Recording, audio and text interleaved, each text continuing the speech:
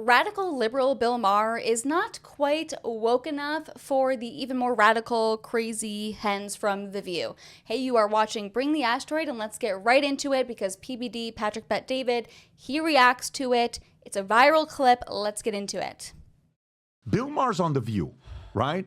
There's a couple clips that we have. I want to first play this one. Which one do you have? Do you have only one of them, or do you have a couple of them?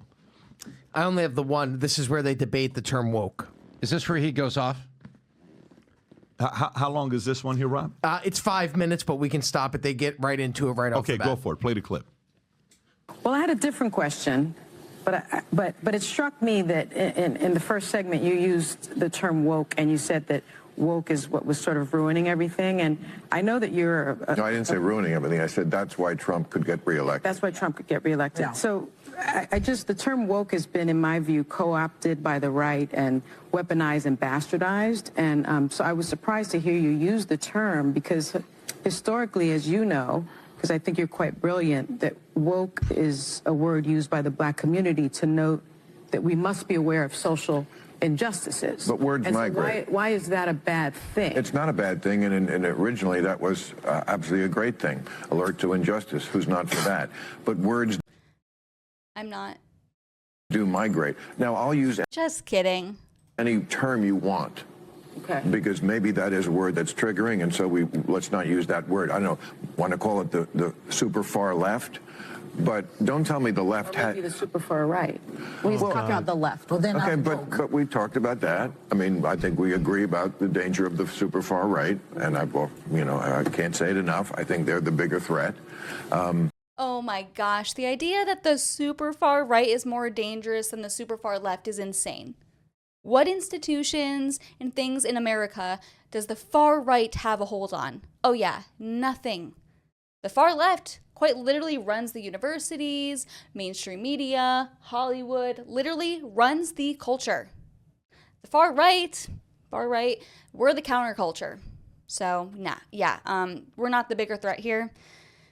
But of course, this is why I love to criticize conservatives that are so quick to love Bill Maher, because it's like, he's not our guy. Just because he's pro free speech doesn't mean he supports our values. But conservatives are so desperate to have anyone that is not typically labeled a conservative agree with us that they will welcome anyone in. So this is how we get to these situations where a clear classical liberal like Bill Maher, who's a clear Democrat, can agree with Republicans on some things.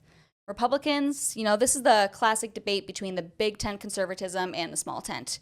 Let me know in the comments below which one you ascribe to. Do you think we should invite more people in, or do you think we should be, very particular about the values and ideas we are pushing? Basically, do you want to settle to the moderates and the left? Because I don't. I do not. But don't tell me that the left hasn't changed. Mm-hmm. I'm old enough to remember when it was the conservatives who hated the Jews. Yeah. Okay. Yeah, dead silence because That we're was a not joke. But, Too dark. Well, maybe it is, but it's true. If I had any doubt that I was right about the change that's happened in the left, watching people protest for a terrorist organization like Hamas, that straightened me up pretty quick. Yeah. I wanted to ask you about that because I think you're almost a free speech absolutist. You believe totally Yes. in the right to say what you believe. But I think a lot of us were disturbed to see terrorist flags being waved on American college campuses and seeing this. I'm sorry. Didn't we have Black Lives Matter flags, Antifa flags waved on college campuses for years now? They're domestic terrorists, so it's different, but generation that some I think genuinely care about the plight of the Palestinians. I think most Americans do, but some who seem to be embracing a terrorist organization over the nation of Israel. What do you make of this moment? What do you think it's a result? Who is embracing Hamas? Who is embracing Hamas? I'm not taking a stand on here because you really can't take stances on this platform, especially when it comes to this certain conflict in certain Middle Eastern countries abroad. Anyways, I don't think that people are necessarily so pro-Hamas. I think they are pro the Palestinian people's right to exist. That's it. How do we fix it? Well, I mean, it's just astounding to me that they can't tell the good guys from the bad guys. I mean, just morally. I mean, let me tell you, if you're for Hamas, just live in Gaza for a day. And I'm not talking about while the war is on. I mean, before the war. Trust me, you would go running and screaming and begging to live in Tel Aviv, a place that has your values. I mean, women have no, I mean, this is a show watched by a lot of women. Women have no rights. Right. Take me to Gaza. Take me to Gaza. You know, I bet that women in Gaza would never even think or dream of having an OnlyFans. You know, this is what happens when we give women rights, guys. They sell their bodies online to creepy men. So empowering. Yay. Go freedom. In this place, and a lot of majority Muslim countries around the world. I mean, there is no equal rights as far as speech, dress, opportunities for education, reproductive rights, freedom from sexual violence, freedom from sexual... Okay, reproductive rights, like what? The women in Gaza and all these Middle Eastern countries can't have abortions? They can't kill their babies?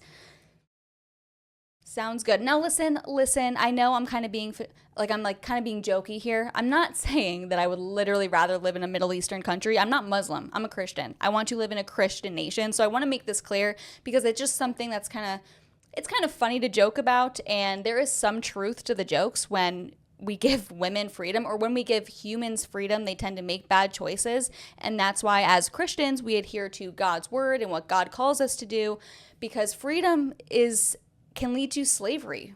You become a slave to money. You idolize money. You look to money as your God. You look to fame as your God. All these other things, all these materialistic things as your God.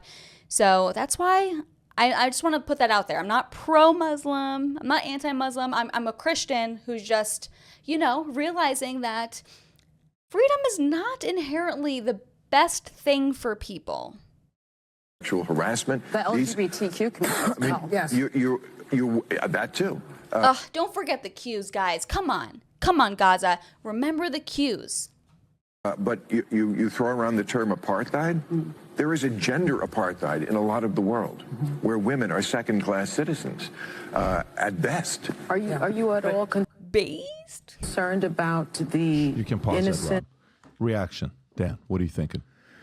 Well, first, everybody gets trapped into this woke trap. I see it now on the left. The left is always like, well, define what woke is, and they try to put these folks on the right in a box. And I say pretty simply, it's basically the idea that this, white male patriarchy is the source of all power, and that knowledge is therefore seeded from that, so you should question everything.